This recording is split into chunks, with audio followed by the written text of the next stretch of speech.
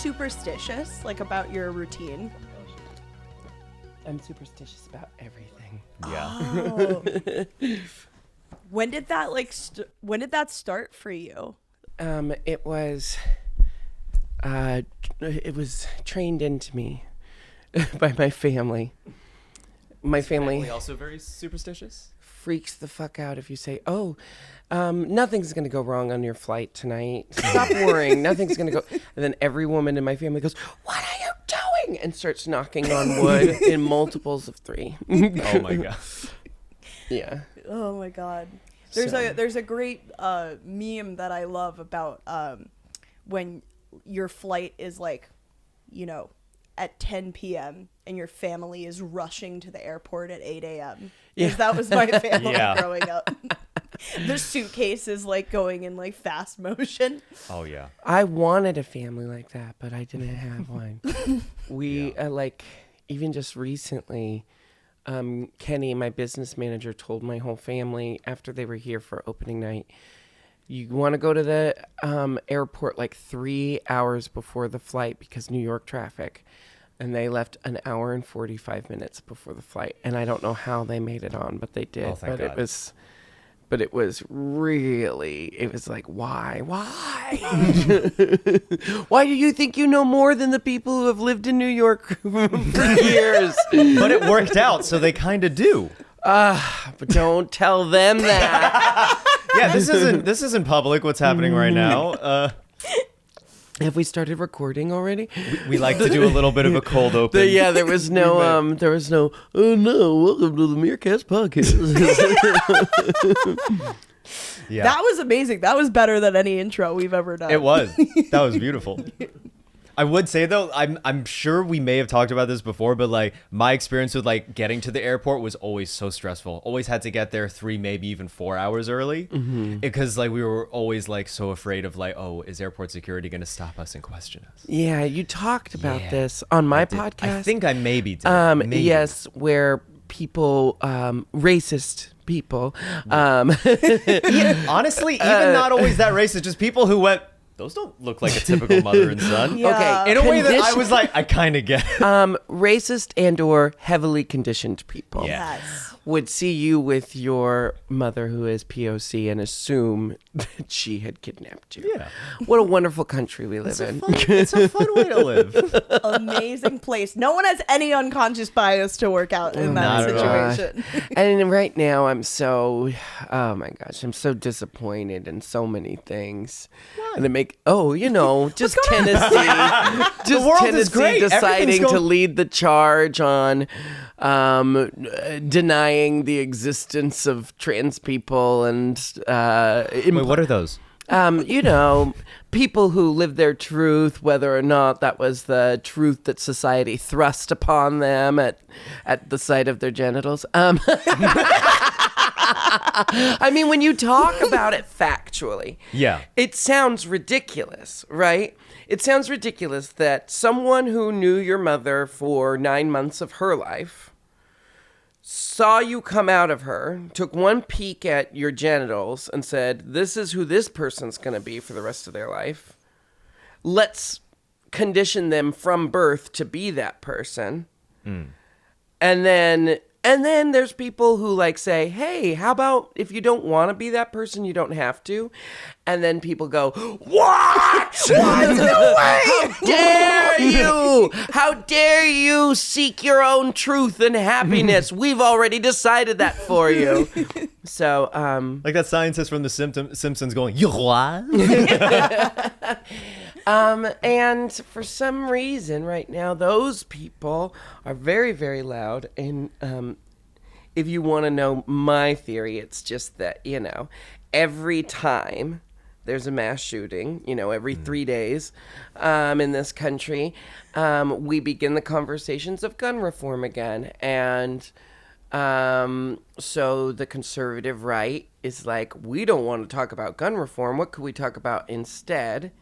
And now it's trans people and drag queens. And the insidiousness of it all is that queer people were recently murdered in a mass shooting and have been multiple times in the past. And now we are also the scapegoat for gun reform. So literally the conservative right and basically all Republicans, because who on that side is stopping any of this, just said, a bunch of queer people were murdered by guns. They're probably going to want gun reform. Let's blame them for child safety, and let's make them a bigger threat than guns. And we'll use children, because children always work to get people's sympathy. So that's where we're at right now. So as if there's no queer children. Exactly. Yeah. So I joke about it, but that's what's in the back of my mind right now. But joking about it is how I bring it up. You haven't yet to introduce me or do any kind of podcast intro, and I'm already spewing dogma and indoctrinating the youth of tomorrow through via That's your what podcast. we're here for. Welcome to the Two Nosy Meerkats Queer Agenda! Welcome to our agenda. We're indoctrinating, baby! Yes! Yeah, we are. And we have easily the biggest guest that we've ever had on the podcast. Someone that we've been so excited to have on. This guest needs no introduction, but I'm going to try to do one. You know her from RuPaul's Drag Race, Season 5, the winner. All Stars, Season 7, all winners. The winner of that, the queen of all queens. The Jinkx and Dela Holiday Spectacular Show. You can see her on Chicago, on Broadway. Please give a round of applause for Jinkx Monsoon! Oh, thank you. This house, this is like old New York money, this house. I don't know anything about your family, but to own any kind of property this large in any part of the city or adjacent to the city, we're in Brooklyn, so I don't know. It's its own city, right? Yeah, it is its own city, yeah. Well, still. Lukas, I don't even know if I told you that we threw a potluck recently, or Lukas threw one, and this girl came up to me and was like, does Lukas, how did he get this apartment? And I was like, oh, it's his family's apartment. And she said, wow, yeah, all of those knickknacks felt very adult. But I like the idea that Lukas just owned a pasta maker on his own. Yeah, I'm just casual. I love the decoration. Yeah. Yeah, I mean, there are definitely some heirloom pieces here, a VHS copy of Karina. Which is one of my favorite Whoopi Goldberg It's a beautiful movie. It's a wonderful movie. With the late, great Ray Liotta. Yeah. It's I learned so much at a young age about what not to do as a white person from watching that movie. Seriously, if even if it weren't a lovely movie, it would be a wonderful instructional video on how to not be a it's a worker training manual. Asshole. Yeah. Oh my god. Yeah. No, I've built up a lot of knickknacks and things from over the years. Yeah. Yeah. My house is we've seen a little bit on YouTube. Yeah, it's a gorgeous place. It's gorgeous. It's full of knickknacks. It's why we can't have a dog. Why we have to be very picky about what kind of dog we have. My best friend and comedy partner, Nick Sahoya, has a pit bull that is the laziest. Well, he's a pit bull mixed with a bulldog. Yeah. So he looks like a land shark. And he's the laziest dog in the world. All he wants to do is walk twice a day and then otherwise just lay around. I need a dog like that. I need a dog that can match my laziness. I'm trying to think if there are any dog breeds that I know are particularly lazy. But yeah, pugs are pretty good at that. They're not Well, poor pugs are not. They were bred. Breathing issues. They were bred to barely be able to survive. They were bred to look so pathetic, Every pug just looks like, oh God, it's so tortured. They look like they need you so bad. Yeah. It made me think of because they do. Yeah, they do. We've bred them to. Okay, so we've domesticated most breeds of dog. Almost all breeds of dog. They are a domesticated animal, and then we took it a step further with pugs and said we are going to make you incapable of surviving on your own. Most domesticated animals need us to survive, but could. I mean, you see feral cats and dogs all the time. Pugs, no. Yeah. Pugs would be scooped up by an eagle the second they leave the safety of your yard. Oh God, imagine a feral pug. I'd love to see like an anthropomorphic dog, but it's like Mad Max, so they're like running the wasteland. But because like in Mad Max, there's lots of people with like prosthetic limbs and stuff. So the design, so it'd be like little pugs in the like, and they all drive like those. Wait, those have you seen those dogs with like hind wheels? Oh my god! So motorized hind wheels. Yeah. So they'd kind of look like one of those motorcycles that have the two big wheels on the back. Yeah. Put the little Hunger Games flames under them too. And just let them rip. It did make. I remember thinking about that because of so many dog breeds that just wouldn't be able to survive without us. It made me wonder if aliens ever conquered Earth and like kept a few humans as pets, if they would like breed us to have scoliosis because they think our spines look cute. Oh my gosh, that's a really interesting concept. Like, what would we be force bred for? Yeah. Ooh. Not to be intelligent. Just because they thought that a curved spine was cute or something like that. Oh my god. or albinism. Oh yeah. Like we've bred animals for their albinism, so why wouldn't that happen? I mean, I don't want to fetishize any group of people, but we do though. Yeah. Albino people are gorgeous to me. Oh, yeah, I think they're stunning, and I love seeing that fashion and photography and modeling is like starting to celebrate people who we would celebrate the uniqueness of people. You know, like you're seeing more models with vitiligo. I was about to bring that up because that is gorgeous. It's gorgeous. It's gorgeous. It's objectively gorgeous because it's so rare. I try to tell my husband this all the time. He's 27, 28, I forget. Anyway, but he's happy birthday. He's almost I shouldn't tell. I mean, his hair's very silver, and he dyes it because he doesn't want to look old, but he couldn't look old. Yeah. You know, if you look young, you look young. It doesn't like you have this gorgeous silver patch in your hair. Thank you. The idea of anyone being ashamed of something that makes them beautiful or unique just makes me so sad. So it does. Yeah. But it's his hair, so he gets to make his own calls, but I'll check with him before this airs if it's okay to talk about his stunning silver hair. You know, I stopped dyeing it because of, do you know the chef Claire Saffitz? Yeah. When she started rocking the streak, this is natural. I don't dye it like this. And I was like, I'm going to keep it. Do you know every drag queen would just want that? Like, I mean... I don't know a single drag queen who wouldn't want a streak of silver. Yeah. Or, like shock white. Like, I wish I had seen something so horrible as a kid that I had like shock white temples or something. But I will give any drag queen my hair for like 1 iota of like what you guys are able to do. I can't walk in heels, so. What would walking in heels open up for you? Ooh.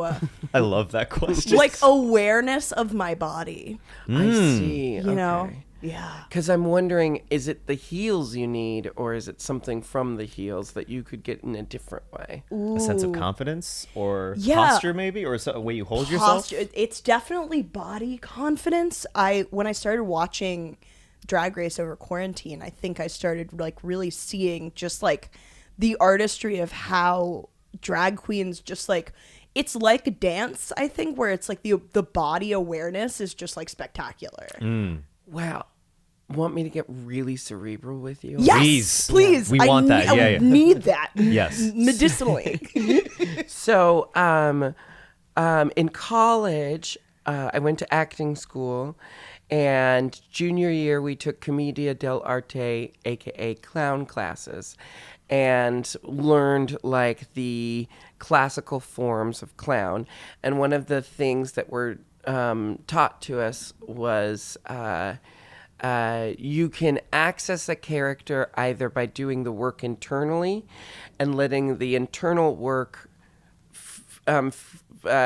fill and create the external. Like, if you start with the emotions and the mindset of the character, that can inform what the costume needs to be or what the physicality of that character might be. However, you can also take the opposite approach, and neither approach is more valid or more legitimate, right? So you can just get into the costume of the character you're trying to create and then find how that costume informs the internal. So if what you're looking for is confidence or posturing or just like that je ne sais quoi that a drag queen possesses just in their stance and in their like presentation, the best way, the shortest, quickest shortcut I can give you is get into full high horror drag, like whatever approximation you're able to pull off, you know, do everything head to toe and then see what works for you. Walk around. If the heels aren't working, maybe there's something else that also inspires that. Maybe it's a corset or some kind of undergarment that like changes the way you feel. For me, I've been playing Jinkx for so long and I've been creating drag characters for so long that this is the approach I take. I just get into Jinkx's costume, like into the Jinkx form, in my battle armor, and then I become her. I don't have to think about it. I don't have to make conscious decisions in the moment. I've just been with her for so long that if I get into the physicality of her, I just become her, and it's a second nature thing. And you possess this power. You just have to find what your thing is. For me, it's like the corset, the wig, and the heels. Once I'm in corset, wig, and heels, like once I have all of that on, you know, makeup of course too, it doesn't matter if I have a dress on because I'm in the like Jinkx, I'm standing like Jinkx all of a sudden and I have to hold myself like Jinkx and then everything else comes. That's incredible. That feeds into a question that I have prepared that I wanted to ask you, which is, I've only ever called you Jinkx, and you are credited on Chicago on Broadway, which you all should see, as Jinkx Monsoon. To what extent is there a separation between your drag and your personal identities? Oh. And like, how often in a day are you called Jinkx versus potentially something else? I would say that the distinction used to be more important to me, and now it's just not important to me because my career, my business, my identity, my art form, they all branch out of the same thing now. Like Jinkx is an extension of me. She's my career. She's a character that I play, but she's based on me. So all of these things are true at the same time. So I used to think it was extremely important to be like, I'm Jarek now. You know, when I'm out of drag, you call me Jarek, and I'm male, and I'm a professional actor, and blah, blah, blah, blah. Like all these labels and titles that I thought were important to assign to me out of drag. And then in drag, it's like, I'm Jinkx, and now I'm this, and blah, blah, blah.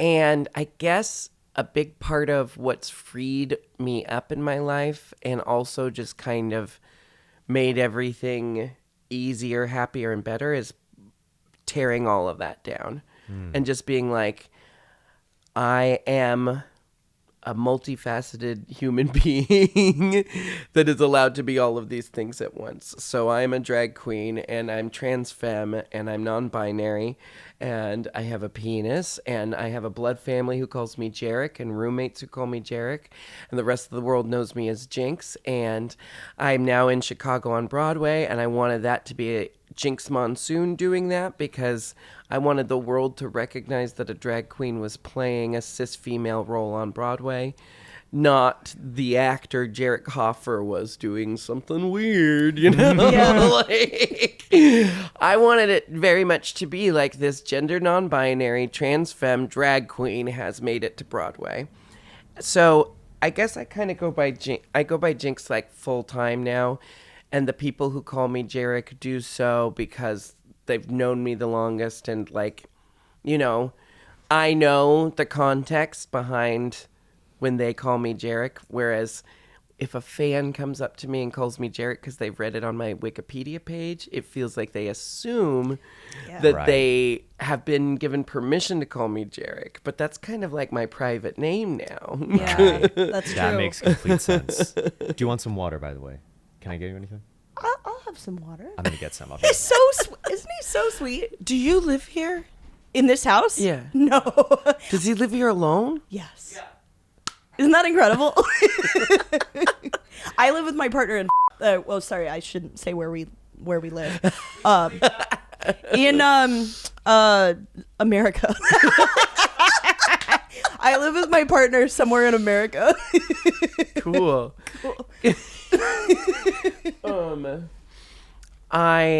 Okay, well, my gosh. Would you like some water? Oh, you have a whole thing of water. What am I doing? This is, I guess, the water singers are supposed to drink. Is there a ranking of waters for singers?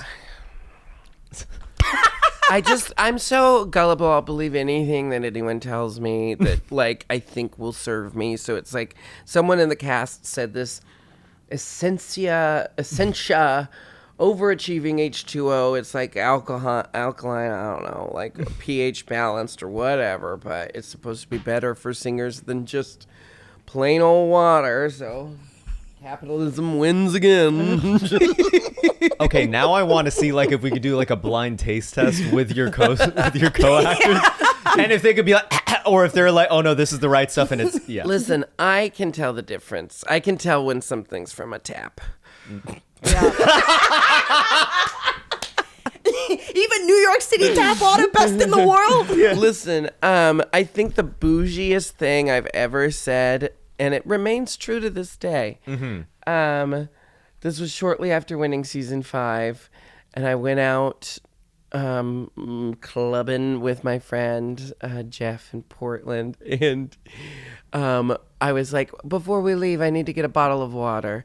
And he said, oh, they have a jug of water right here that I'll just pour you a cup. And I said, I don't drink free water. And I don't know where that came from. That's not me. That's not who I am. But every once in a while, the spirit took these you. Bougie, elitist, classist things just fall out of my mouth. I mean, I was raised poor as shit. And so being successful now means I sometimes think really bougie things and they sometimes fall out of my mouth. And I kind of feel like, who gives a fuck? I worked really hard to be able to say, I don't drink free water. Has your family ever noticed like a change about you since you've attained massive international success? I mean, there's the objective, like, I am definitely more femme presenting now and I say, you know, like, it's a privilege to get to live your truth. It's not always like, you know, I think it needs acknowledgement that, like, right now we are having this big conversation about, like, everyone live authentically. You know, that's classist. That's also, like, idealistic. Like, lots of people are in situations where they don't get to live authentically. I'm very privileged that I get to, because my career means I don't have to wear a straight uniform. And besides having to go through the airport, I don't really have to plug myself in to uncomfortable situations as often as your average trans person living their life does. That said, I think the biggest thing is that I splurge big time when it comes to food. Like, if I'm throwing a dinner party, it's not just like everyone gets a little bit of this and a little bit of that. It's like everyone is getting an individual steak and an individual chicken and like a pie to themselves. I just love, like, I'm a kitchen witch, so I just love putting out huge amounts of food and just feeding a neighborhood's worth of people. That's beautiful. What a dream. That is awesome. Is there anything that you love cooking that you know how to nail? Yeah, ratatouille. I've been working on it for over a decade now at this point. I've got 2 types. I've got the fancy ratatouille that's like very precise and looks like from the movie Ratatouille. Mm-hmm. Yeah. That's when I want to show off. And then I've got like, I need to feed like 20 people. This is rustic. Autentico abbondanza. Grazie mille. Ratatouille, even though it's French. It's French. This is my, it's, Ratatouille feels like it should be Italian, right? Oh, absolutely. For sure, yeah. It's too good for the French. Oh my God. So you said you're a kitchen witch. Yeah. And lately you've been into like witchcraft, right? It's been a lifelong thing. It's just that I now fully call it witchcraft. Interesting. It's like stuff I've always done, but I never would have called it witchcraft because of the stigma around the word witchcraft or being a witch. Not just the stigma of like being associated with the devil or religion or that kind of stuff, but there's also the stigma of being like a big nerd, of like being a Spencer's Hot Topic mall goth, and which is fine if that's who you are. It's just not who I am. But it's not fine. Read the subtext. That's what Jinkx is saying. We'll put subtitles under it. It's not totally fine. It's not fine. okay. We've all been 15. Hey, your identity's wrong. I was that person. So that's probably why I don't want to be like mistaken for that person these days, because I've grown out of it, but right. So you said that like there were practices that you didn't initially call witchcraft, but are things that you now associate with it. What are some of these examples? Well, okay, so I always say I was raised by a coven of witches, 3 witches, who didn't self-identify as witches, because my mom, my grandmother, and my aunt, all practiced Catholicism very loosely. Mm-hmm. It was really just like used to guilt and shame us into being good people, which is an effective tool for faith and religion. But so I was raised like of a sparse awareness of Catholicism, but I was raised with a profound awareness of superstition. And like we had to knock on wood if anyone jinxed anything, and freaked out if a mirror broke or an umbrella was open indoors. Like hardcore superstitious people who also had psychic premonitions all the time, but like identified as Catholic and would tell me that witchcraft was dangerous and scary, and you could tear the veil and invite a demon or a ghost in. And I'm like, so it's like they identified as Catholic, but this is the way they talked. They were witches. They just they had just been conditioned not to want to self-identify as witches. Now my mom and my aunt, who are both still alive, neither of them are involved with the Catholic Church at all. They love my practice of witchcraft. They fully support it, but it was a lot of peeling away the layers of brainwashing and conditioning to even feel comfortable talking about it, because, you didn't want to be labeled as something you're not. But now that I know the history of why witchcraft has been demonized and why witch is a bad word, it's all because of patriarchy and capitalism, by the way. So as are most things, yeah. So now I'm just like, fuck it. Hail Satan, I'm a witch, blah, blah, blah. Like Eye of Newton, wing of fucking bat or whatever. It's funny because it's like on the one hand, like that's the stereotype, but I always associate witchcraft with like, oh, look at this nice crystal.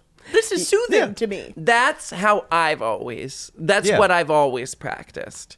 Or and let's I love honor crystals. nature and involve it in how we and when I learned things. that that's also witchcraft, that's the tenets of witchcraft, I'm like, oh, so I have always been practicing this. I've just been calling it something different. Now I call it witchcraft, and I say that witchcraft isn't my religion, but my philosophy and my worldview. So it does not conflict with my belief in science and logic and reason.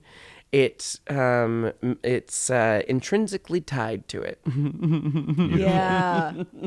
Something else that I wanted to ask you, because first off, you said that this morning you were playing a video game. What was the game you were playing?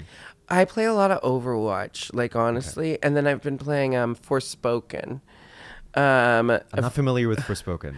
Forspoken's a game about witches and witchcraft that got completely overshadowed by another game. Oh. It came out literally like 2 weeks before Hogwarts game. Legacy. Right, yeah. right, right. And it has a lot of gameplay flaws, but I think it was rushed because they were desperate to get it out before Hogwarts Legacy because no one would have even heard of it afterwards. And so unfortunately this really lovely game seems to have gotten rushed and now completely overshadowed. So Forspoken, I like you. You are bringing light to Forspoken. Get Forspoken. So something I wanted to ask, because when I watched your All-Star season, you mentioned that playing video games gave you this sense of strategy that you said like maybe benefited you in that season. Am I correct? Well, so the type of video game I play the most is long-form fantasy RPG. And in an open world game, when there's tons and tons of things to do, you have to kind of prioritize what are the things that I need to do in order to gain the skills that I need to complete the tasks that I want to do, to get the clothes that I want to wear, or to play you find the content in the game that's important to you. Yeah. Then you come up with a plan for how you're going to do that content the best. So I guess for my Virgo pragmatic brain, I'm now just kind of make like the same kind of lists in my day-to-day life. Like what's important to me right now? Doing good at Chicago the musical. So I'm prioritizing my day-to-day activities to make sure that by the time I reach showtime every night, that's like what's getting, I don't know. Right. Does that sound... It does. Convoluted? No. No. What you're talking about is just a very mentally healthy, pragmatic view of getting tasks done. That's really all you said. One other thing I wanted to ask, which is, are there any other positive qualities or skills that you feel you've gotten from gaming that other people could also get from gaming? Recently, letting shit go and just remembering that there's always going to be another round. Okay, playing Overwatch, which is like the most heteronormative masculine thing I have ever done, is play Overwatch. Even though that is also a very queer, very femme-forward game, which is why I play it so much. But anyway, I get very angry and I get very competitive. And I had to eventually realize that my ranking dropping, or like losing a match ultimately has no bearing on anything. It's made up points in a virtual world that doesn't matter, which can pretty much be applied to almost everything in life. We created all of this. So the only importance it has in our life is what we give it. And then I think of this one time in Overwatch, you have your main character that you play as. And if someone else takes it, you can't play as that character. And sometimes I get really frustrated because there's only one character I'm like really, really good at, and every other character I'm subpar.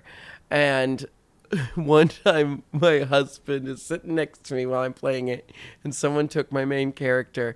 I went, "Oh, God damn it." And my husband goes, "Calm down. You'll get to play as Moira again very soon. I'm sure this isn't the last time you were able to play as Moira. It will happen again." And it was just something about that condescending British accent telling me like, obviously there will be other matches. And I just thought, oh my gosh, it's just a video game. And now I'm trying to have that kind of attitude towards everything. Does he usually have that kind of calming effect on you? Like something happens and he's kind of like there. No. No, no, it wasn't calming in the moment. Sure. It made me laugh, but it also made me feel like you don't know what it's like.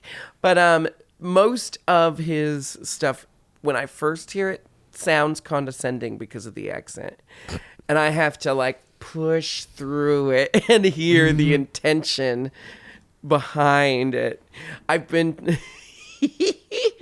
I hope that now that he has moved to America, I hope that he picks up on our intonation patterns so that I can more easily understand when he's wanting to be condescending or not. Because I hope that he never wants to be condescending.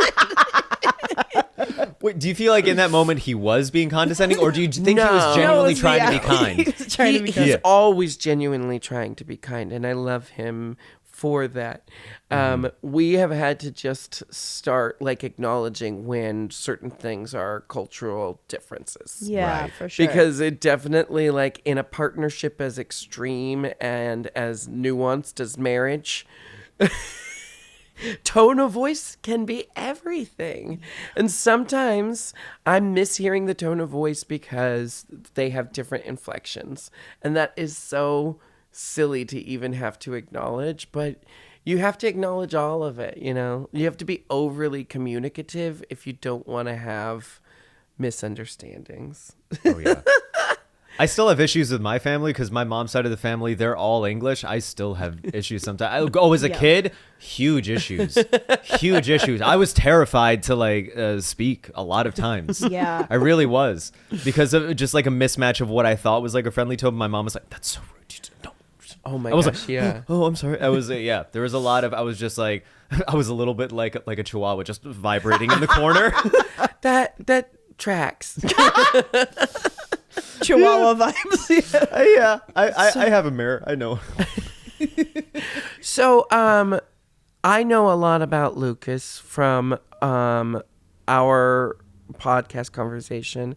I know some approximate knowledge of you. I love it. Would you say what similarities does your working relationship have to a marriage? And what things have I talked about that you can apply to your relationship? With me and Luke. Oh, that's beautiful. This is the question's for both of you, but yeah. I'm asking it because I know less about you and less about y'all's relationship. So Lukas and I met doing comedy. I know that much. Yes. Yeah. And I think one thing I really value about you, Lukas, is Lukas and I are both... I don't know if the word is blunt because we're both pretty, we try to be like emotionally in tune with other people, but when we speak to each other, I think there's a mutual acknowledgement of each other's goodwill. So you give each other the benefit of the doubt. Always. Extremely important and, comes from a level of trust. And then I would say blunt is also, you could say, direct and transparent. 100%. And we're very transparent with each other. Yeah. I think there's just this total clarity, and I think that's something I've struggled with other people in the past, trusting that, I don't know, that people understand that my intentions are pure. That's very important to me. And I think you feel the same way. Oh yeah. That's something that I kind of always got from you.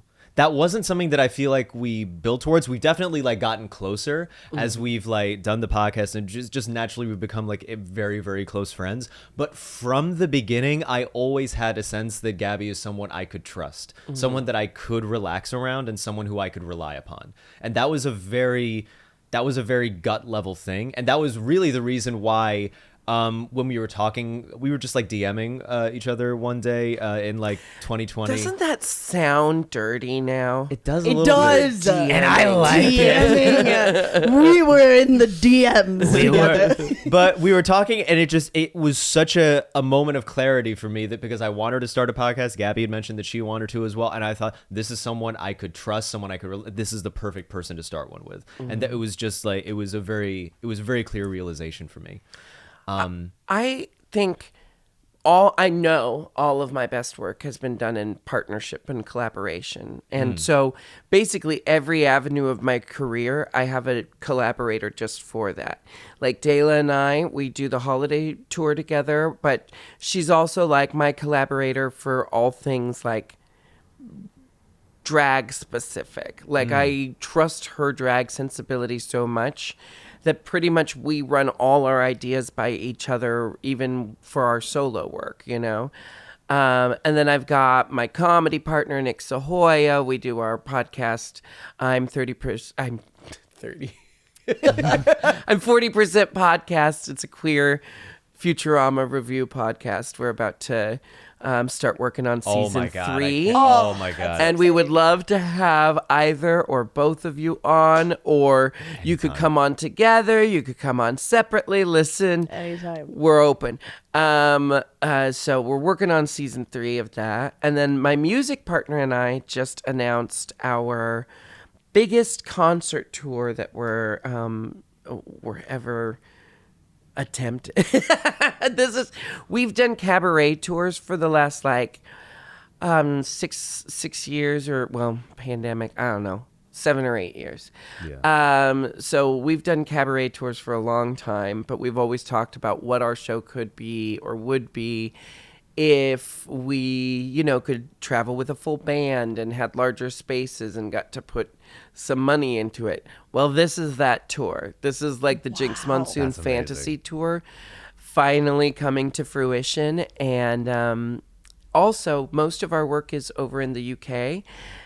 This is our first big tour through North America. So we're doing 40 or 44 cities in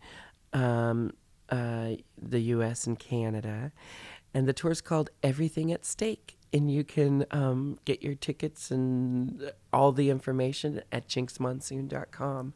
Beautiful. Everything we've been talking about today will be, you know, it'll be within this tour. Like, this tour is basically like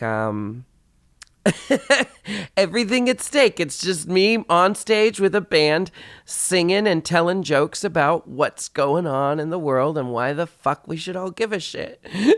Awesome. That's awesome. That's wonderful. I feel like that's just like something I have always like loved so much about your work, is I feel like it really is you. Like, you just put yourself 100% out there and fuck what anyone thinks, but like also I love what everyone thinks. It's like this beautiful like just cacophony of like, these are my emotions, this is why you should care, here's what I'm putting out energy wise, and then I feel like the world just reciprocates it. It's taken time to get to what you just described, but I mean, I'm kind of touched to hear someone see it so easily and so accurately. But yeah, that's exactly what I think my work is. It's like, especially in working with Dayla, I've learned that like Dayla's whole thing is about Dayla is this persona that turns everything she could possibly want to talk about into satire and allegory. Like, there's so much artifice and there's so much presentation that, you know, it's like watching Bugs Bunny decipher Kant. You know, it's like, that's what it is. Yeah. For me, and the way I learned this was by seeing how different our writing styles are. But for me, it's always just been about like just candidly sharing everything that's in my heart and in my head, and then finding a song that corresponds to the ideas I'm talking about. And there's no fourth wall, you know?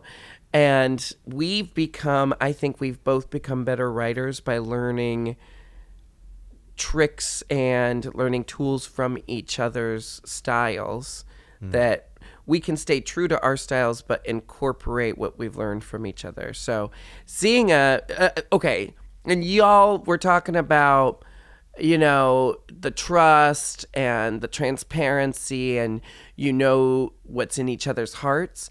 That is so important for comedians, because you need to have a person who always knows as you're trying to formulate ideas, and maybe it's a nuanced conversation. You do very dark material. I imagine having someone who you feel comfortable around to try out the darker stuff and 100%. Test the lines, because especially, you know, like you as a mindful comedian, you gotta like figure out what you feel comfortable with. And sometimes you need someone to bounce the ideas with and be like, I'm almost comfortable with this. What's missing so that I can feel really good about this joke? I will say one more thing that I feel like I have gotten from you is that, Gabby, like I bounce ideas for bits and also videos and stuff. I bounce that off of like very close friends, Gabby included. You're not unique. But no, obviously I send most of it to you. But something that I have gotten from Gabby is that the way our dynamic was at the beginning was like, I think I was a little more reserved. It's very difficult for me to like come forward and like trust my own voice and like riff and improvise more, whereas I think you're really good at it. And I think that what I've gotten from you is more trust in myself and trusting my own voice with that. No, that's good. I'm glad. And I feel like I've trusted my own voice more with my material on stage as well because of that, in large part. Well, yeah, because like especially now, I hate even saying all that, like, especially now, or like, now more than ever. In this economy? In this climate. But I do feel like, okay, so like Sarah Silverman, who used to do very satirical comedy, which I loved. She's incredible. She's objectively incredible. But her material used to like really, you know, cross lines as far as what was socially acceptable to joke about. But she always did it in a way where it was very clear that she's playing a character and that she's being satirical, right? Mm-hmm. And then she's kind of retired that act and she does completely different material now, and she's still hilarious. And she's always been fiercely intelligent, and now she's using that intelligence for progress. And I think I could be misquoting, but at one point she just kind of said she doesn't do that old kind of material because she looks at comedy as like it can either be part of the solution or part of the problem. And what I've kind of realized what she was talking about is like to play that satirical character as a white person is like saying, I've decided we're post-racial and we can laugh about this. And I think that that's like so much of what like comedians are having to reconcile with right now, is not just the idea that we were post-racial when we clearly aren't. But post-gender and post cis privilege or white privilege, or, you know, like I feel like everyone's realizing, oh, the 90s made us think we got it all figured out and now we're perfect. And then in the 2000s, everyone's living in harmony and nothing's wrong. And then all the wool got pulled off. And we realized none of that's like, that's very idealistic, but we're not there yet, you know? And I think comedy needs to reflect the not being there yet. 100%. Absolutely. You go to open mics and you see like people really like working out their own anxieties about the world on stage, like, and a lot of that I think is why some people have like so many transgressive things they want to say about gender identity, like on stage. It's just so bizarre to watch. Like, why don't you work out these anxieties somewhere else? What is that? Is there still, where are we at right now with the stigma around therapy? Because like, I mean, I know that to have access to therapy is a privilege. Right. But also, like, people who I feel like do have access to therapy aren't thinking they need it or could benefit from it, or Right. or they are synthesizing therapy by going into Reddit groups or something. I don't know. Something's exacerbating the problem. Yeah. I think in our circles, like of most people we know, it's a very popular and very accepted thing to go to therapy, but trying to be conscious of the fact that it's a very specific bubble that we live in New York City, and sort of like the people we see, I think there probably still is stigma, but I don't know enough about other I think it's definitely gotten better, but I don't know enough about even just the rest of the country. My friends' boyfriends don't go to therapy. I'll say that. Oh, yeah. Yeah. Okay. Like I feel like all of my friends go to therapy, but then whenever a best friend of mine is like, I want to break up with this guy, he refuses to go to therapy. Yeah. Yeah. I think, okay, so I was talking about this with a colleague, Gus, who's Dela's partner and one of the producers of the Jinkx and Dela Holiday Tour. We were talking about, who was it? Jonah Hill? Jonah Hill did a documentary about therapy. Yes, with his therapist, and he Yeah. And we were talking about how that's not for us, but we're so glad it exists, because there's probably, we were talking about the straight men in our family, like probably seeing that and then thinking, hey, maybe I could. Hey, this is a straight guy. I'm a straight guy. Yeah. Maybe I could do with some therapy. If Jonah Hill says it's a good idea, I don't know. Maybe I should get in touch with my inner child. Hey, Lil Ricky, you want? You want to talk about your feelings? Yeah. So I don't know. I think but again, it all just comes back to patriarchy and capitalism. Yeah.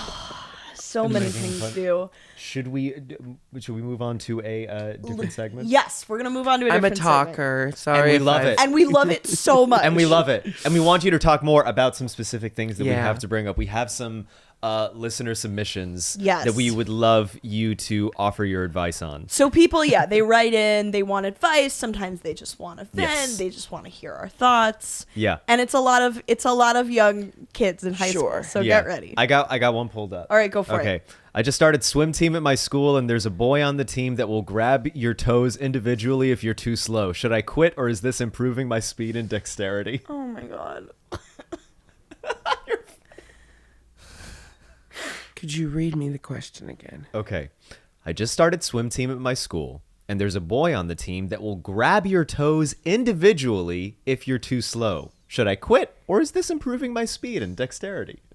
Unless you've agreed to this, that boy shouldn't be grabbing your toes. Yeah, that's 100%. you hit the nail on the head. Yeah. Yeah. If it's some kind of speed exercise, good on you. No, that's very If you don't like it, there's a way to stay on swim team and also not have your toes grabbed, and it's unfortunately having a conversation with that boy. Yeah. Yeah. Which sounds like, maybe tell your swim coach. Yeah. that Yeah. you don't like that. Bring it up. Definitely tell your swim coach. Bring it up with an adult you trust. Okay, so somebody wants advice. They're in a bit of a love triangle. This person says, I'm in high school. I identify as female. And thus far, I've only liked 3 guys my whole life, but I'm also a bit girl crazy. So this person is bisexual. I've liked every girl I've ever been friends with at one point or another. But there's a guy I currently like. For the sake of the story, we will call him Jace. At the start of the school year, I immediately fell for him. From about December to mid-September, I was getting mixed signals from him. He wasn't flirting, but he wasn't talking to me like any other guy friend ever has. After winter break, he got a little distant, and since then, he hasn't put much effort into our friendship. I guess I'm hurt because he used to care about me no matter what I said, and now he seems to not care about me as much. But he also knows I'm not particularly straight. Around the same time, I started to very slightly move on, and I had my first kiss with one of my friends. We can call her Grace for the sake of the story. Jason Grace. Jason Grace. And I freaked out after realizing I'd fallen for her. I was telling some mutual friends about it at lunch when Jace came and sat with us. I was leaning on one of our friends' shoulders, and Jace asked what was wrong with me. It sounds a lot more rude than it actually was, but it seemed like he was genuinely concerned. I told him about Grace, and he looked kind of shell-shocked. My friend asked Jace what he expected, since I look like a lesbian. I'm now over the girl, but I'm still not over Jace, and I don't know where he stands on our relationship. I know he likely doesn't feel the same about me, but I feel like he did at one point. For example, during football season, he asked if I was going to the game multiple times, and when I said no and asked who I'd even go with, he'd reply, I don't know, me? So I guess I'm asking what your thoughts are and what you think I should do about this. Do you need a moment to breathe? You look so overwhelmed. First, I want to know, what are your grades like?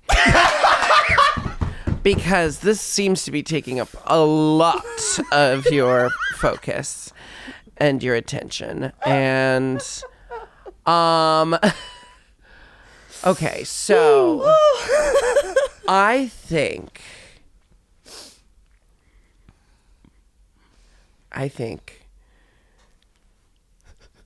you sound a lot like me when I was in high school. Oh, yeah? Basically, I would say take some of this energy that you're putting towards all of this who likes who and who's kissing who and who's into who and blah, blah, blah, blah.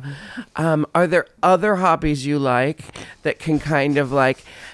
Sometimes these issues work themselves out if you get some distance from them. That's true. And I'm not trying to slut shame you or tell you to be less of a crazy person. That's fine. But like if you're having, it sounds like you're kind of going from feeling to feeling to feeling. And maybe if you took some time to put your consciousness on something else, the feelings, the real feelings will rise to the top. I think when I jump from person to person to person, I'm hiding something from myself. So if you kind of give yourself something else to do for a while, the real feelings are going to kind of reveal themselves, and the superficial feelings are going to have time to melt away. Does that make sense? That is a beautiful answer. Yeah. Another only small other thing that I will add, which is that ask yourself anytime you have a decision you want to make or a thing you want to say to someone, ask yourself, is this something that will really matter to me in even just 3 weeks in the future? And asking yourself how much you really think it's going to matter to you. And then also other people, if they have really strong feelings for you, with that distance that you're going to give yourself, those will either be made clear to you or they will fade away, and it will just exactly what you said, that it'll sort itself out. Yeah, a lot of times we just need more time to think before we act. Yeah. I believe we have one more that we have that is not as long. Yeah. But okay, so hi, Lukas, Gabby, and mystery guest, the wonderful Jinkx Monsoon. I am a sophomore in high school, and I have a quickie for you. I go to a small school with only about 300 students. In my high school's band room, right next to the band director's office, there's a practice room. One day, me and one of my guy friends, I am a lesbian, I forgot to mention. You didn't forget to mention, you just said it. One day, me and one of my guy friends wanted to get away from people, so we just dipped. Now most either think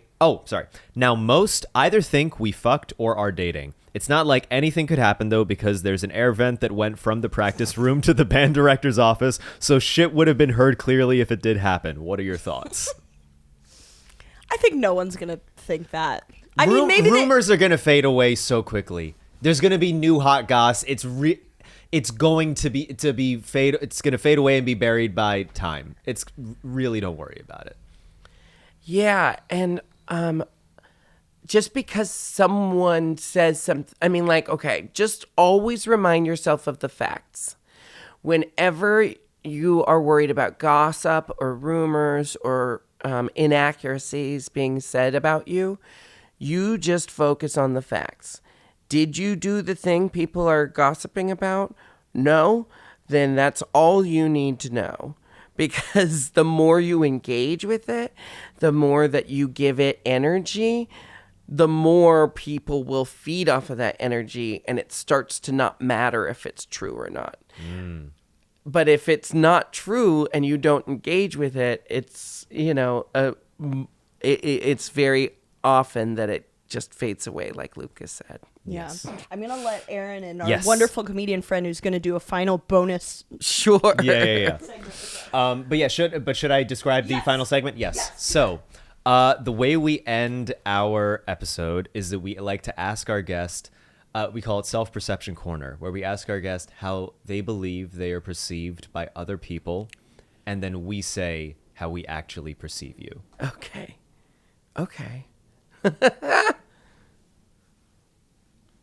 And how do I do it? Yeah. If you have trouble like focusing, try to think about like a cluster of people in your life, people that you are very close with, how you believe they perceive you.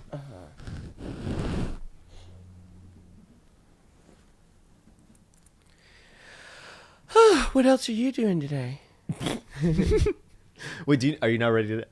I do it now. Yeah. Oh, so Yeah. Wait, I you thought just I was waiting? gonna do it when everyone's back. Okay, It's fine. No, but yes, I'm doing great. Thank you. How are you? Sorry. No, you're Okay, fine. how Yes. do I think I'm perceived? Yes.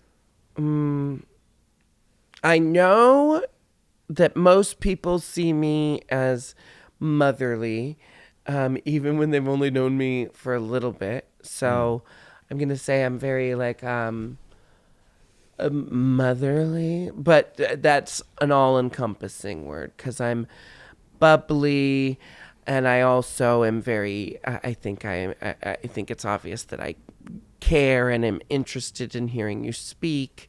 But I also am very, like, oh, boop, boop, boop, boop. What's that? Like, kind of, I'm a Hufflepuff. What am I trying to say? I'm a little scattered and a little quirky. That's probably about it. We should probably bleep Hufflepuff. Oh, yeah. We can do that. But like, bleep it so it's like, Puff. Yeah. So we know what I'm bleeping and why we're bleeping it. Indeed. Yeah. Ooh, I like that. A little extra. Dig at her. Yeah. You don't care about trans rights. Anyway. No. So in terms of like how I perceive you is just very pure of spirit. Incredibly pure of spirit. In that when we started like talking, just immediately I got this very genuine, kind sense from you. When I met you in person, I just you were just, there was no artifice about you. There was nothing. It was just like, oh, this is a person who wants to invite people into her world and is just generous with our first energy. time meeting was in Glasgow. No, it was in Edinburgh. Edinburgh. Of course it was in Edinburgh. Duh. But yeah, we had corresponded through Instagram, and then I was like, DMing. and I invited him on my podcast, but the only way to do it was to just come over to my little weird Edinburgh. It was a beautiful apartment. It was great. The energy I had there nothing was to do with the apartment. I guess I can claim the energy, but There was a sriracha bottle with the screw top clipped off. I remember that. Oh, that's incredible. Yeah. Good. it broke. It did. I think, I was pretty nervous to do this. And I think just like, I don't know, meeting you for the first time after Chicago at the stage door, you just put people at ease. Oh, yeah. When you came out at the stage door, you said, everyone will, if you do what these two people say, everyone will get their playbill signed and everyone will get a photo. And that was just like so compassionate and caring because you didn't need to do that. Well, I like to think that that reciprocal thing someone mentioned at one point.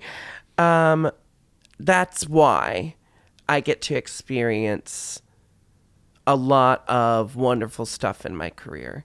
Is I've always been happy to say yes as much as possible. I've gotten better at building boundaries in my my personal life, and as far as like my artistic life, I've just gone on doing what I've always done, which is making sure everyone gets their signature in their photo so they feel like they got the full experience. And then those people will come see the next thing I do because I took the time to thank them for their support in this thing. And I also feel so happy about the work that I'm doing in Chicago. It feels nice to go out there and interact with the people who are backing me up in this so that I'm delivering on all fronts. I'm proud of my performance. I'm proud of my box office draw. And I'm really proud of my community that shows up for their own. Yeah. Absolutely. No, they adored you. It was a beautiful thing to see. It made me so happy to see just how excited they were just to see, and just like the looks on their faces. It just gave me so much joy. We were also there for the night that I think some teenagers came to see maybe like their teacher. And that was probably that was the energy we were getting from like someone in the it was so sweet. It was just an unbelievable night. It was. I mean, there's just so many wonderful experiences I'm getting out of this one thing. Yeah. And that's incredible because it's also something I've wanted for such a long time, and I'm so used to things not like being the way you dream about it. Mm-hmm. But this one is not that. This is awesome. This is the thing I dreamed about. Oh, that's so beautiful. Jinkx, you have been amazing. We're going to be staying on to do like our bonus content on our Supercast, which we all recommend you subscribe to, and you will get some wonderful content with Jinkx. But coming towards the end of the episode, please plug and promote anything you have going on. Oh, follow me on Instagram at the Jinkx. That's Jinkx. And I'm Jinkx Monsoon everywhere else, so that you can keep up to date with the Jinkx Monsoon Everything at Stake tour that will be in this summer. I know it's January. I'm so terrible with the months. I literally have to do this every time. January, July, August. Okay, so it's mid-July till mid-August. And then the Jinkx and Dela holiday show tour will be happening yet again. That will be announced this summer as well. So just, follow me on all the things, and then you'll know all the things I'm doing. Beautiful. Amazing. You've been such a great guest. You've been spectacular. Thank you for joining. Thank you so much. Please find us on Supercast, where we're going to continue with some bonus content. Otherwise, thank you so much for being on the episode, and we will see you guys next week. Yay.